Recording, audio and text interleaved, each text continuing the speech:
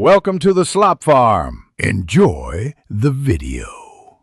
In this video, I will explain how to replace a VW Golf tail light. First, gather your tools. You'll need a Phillips head screwdriver, a flathead screwdriver, and the correct replacement bulb. Always ensure your vehicle is completely turned off and the parking brake is engaged for safety. Next, open your trunk and locate the small access panel on the inside trim, directly behind the tail light assembly you wish to replace. This panel usually pops open easily. Once the access panel is open, you'll see the back of the tail light assembly. There are typically 2 or 3 retaining screws or nuts that hold the entire unit in place.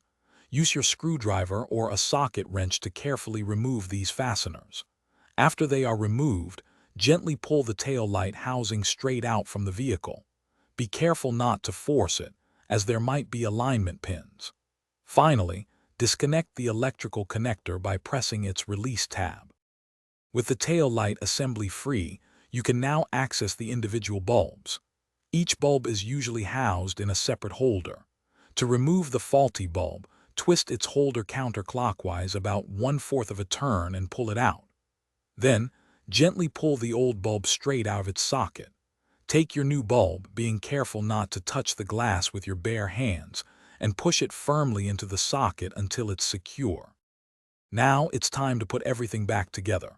Reconnect the electrical connector to the tail light assembly, ensuring it clicks into place. Carefully push the tail light housing back into its opening, aligning any pins. Reinstall the retaining screws or nuts and tighten them securely, but don't over-tighten. Finally, test your new tail light to ensure it's working correctly before closing the trunk.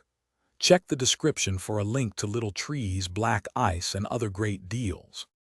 Thanks for watching. Consider subscribing if we helped you today.